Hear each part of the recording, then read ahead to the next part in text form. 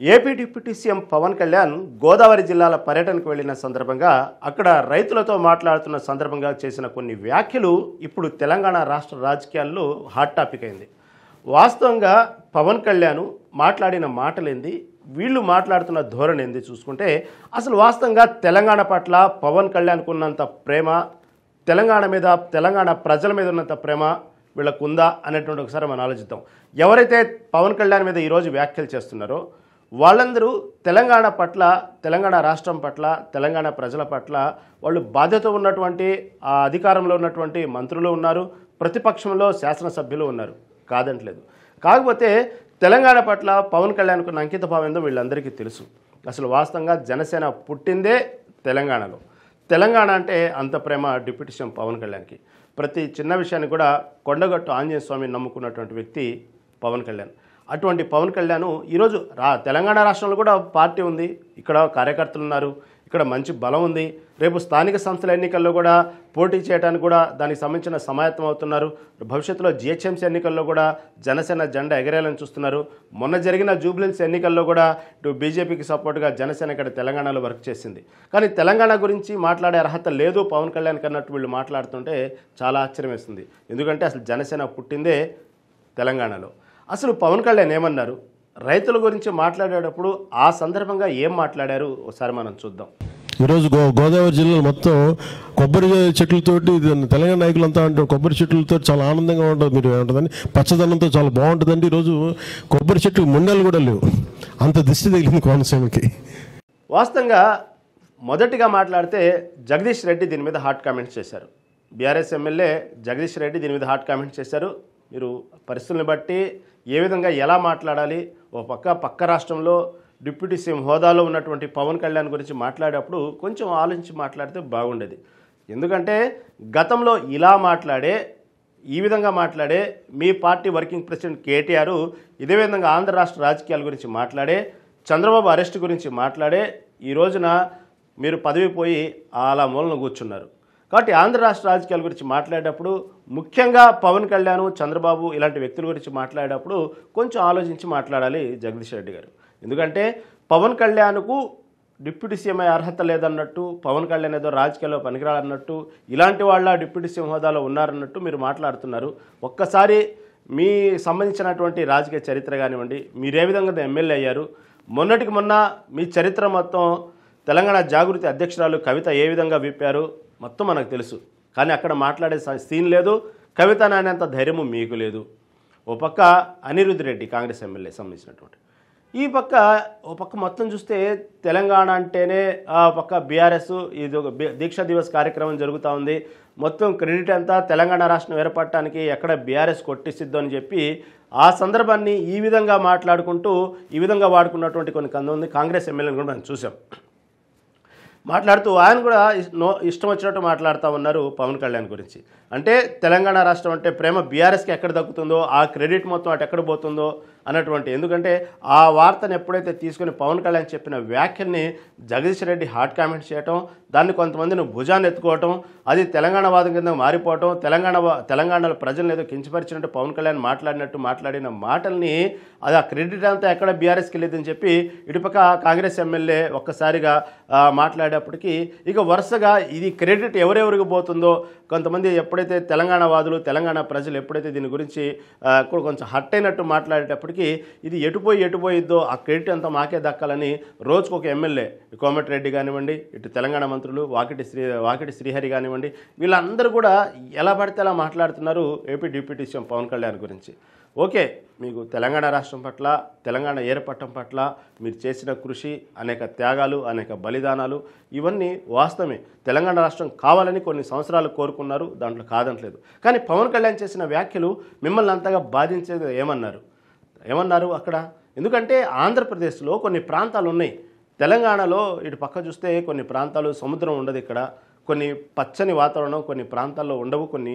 కాబట్టి ఆంధ్రప్రదేశ్ ప్రాంతానికి వెళ్ళొచ్చేటప్పటికి కొంతమంది సముద్ర స్నానానికి వెళ్ళి రావాలనో, సముద్రానికి వెళ్ళి రావాలనో, అక్కడ పచ్చటి వాతావరణం అవన్నీ కొంత ఆహ్లాదకరంగా అనుభవించాలనో కొంతమంది తెలంగాణలో కోరుకుంటారు.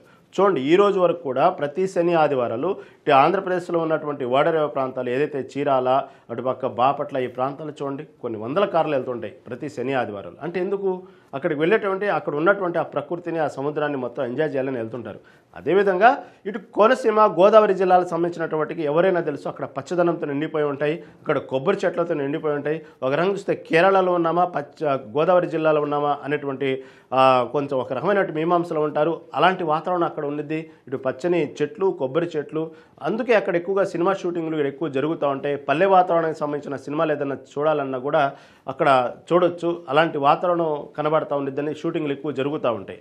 కాబట్టి సహజంగా ఏమన్నారు పవన్ కళ్యాణ్ గారు దానికి సంబంధించి, అలాంటి ఎవరైనా తెలంగాణ రాష్ట్రం సంబంధించిన మన తెలుగు ప్రజలు ఎవరైనా అక్కడికి వచ్చినప్పుడు చూసినప్పుడు ఇంతటి పచ్చని వాతావరణం కోనసీమ జిల్లాలో ఉన్నది అని వాళ్ళు చాలా ఆశ్చర్యం వ్యక్తం చేస్తారు. అటువంటి కోనసీమ జిల్లాలో కొబ్బరి చెట్లకు ప్రాముఖ్యత, అలాంటి గోదావరి జిల్లాలో ఈ రోజున ఈ విధంగా అంటే మన మోంత తుఫాను వల్ల కానివ్వండి, పరిస్థితుల వల్ల కానివ్వండి, అక్కడ ఆ విధంగా ఆ పచ్చని కొబ్బరి చెట్లు మొండాలైపోయి నేల రాలిపోయి ఎందుకు పనికిరాకుండా ఉంటే ఆ బాధల్లో తెలంగాణ ప్రజలు కూడా ఇక్కడ ఉన్నటువంటి ఏదైతే కోనసీమ జిల్లాలో ఉన్నటువంటి గోదావరి జిల్లాలో ఉన్న పచ్చని చెట్లను చూసి ఇక్కడ మంచి వాతావరణం ఉన్నది అని, కాబట్టి అలాంటి వాతావరణం ఈరోజు మనం కోల్పోయాము, దిష్టి తగిలిందేమో అనేటువంటి అన్నారు.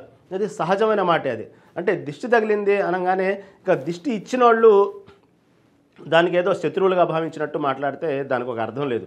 ఎందుకంటే దిష్టి తగిలిందంటే అంతటి పచ్చటి వాతావరణాన్ని అంతటి దాన్ని కోల్పోయాం ఈరోజు. అలా ఎందుకంటే కోనసీమ గోదావరి జిల్లాలంటేనే పచ్చని వాతావరణానికి ప్రతిబింబం. అక్కడ ఉన్నటువంటి కొబ్బరి చెట్లు ఆ విధంగా పచ్చగా ఉంటాయి. కాబట్టి ఈరోజు ఈ దుస్థితికి ఎందుకు వచ్చిందా, ఇలాంటి పరిస్థితులు వచ్చినాయి అనేటువంటి సందర్భంలో మాట్లాడుతూ ఎక్కడి నుంచో అమెరికా నుంచో ఎక్కడి నుంచో ఆస్ట్రేలియా నుంచి రారు కదా గోదావరిని చూడటానికి. కాబట్టి పక్కన తెలుగు రాష్ట్రం అందరూ ఆస్వాదించడానికి, అందరూ ఎంజాయ్ చేయడానికి, అక్కడ ఉన్న ప్రకృతి వాతావరణానికి దాన్ని అనుభవించడానికి చాలా మంది వస్తుంటారు.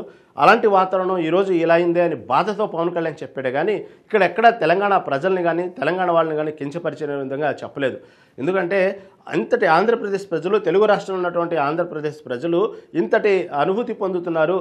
కాబట్టి మాకు ఇలాంటి అనుభూతులు లేవు తెలంగాణ రాష్ట్రంలో, కాబట్టి తెలంగాణ రాష్ట్రం దానికోసమే ఏర్పడిందేమో అన్నటువంటి ఒక చిన్న దానికి ఒక మీనింగ్ మీరు అర్థం చేసుకుంటే చాలా చిన్న కాన్సెప్ట్ అది.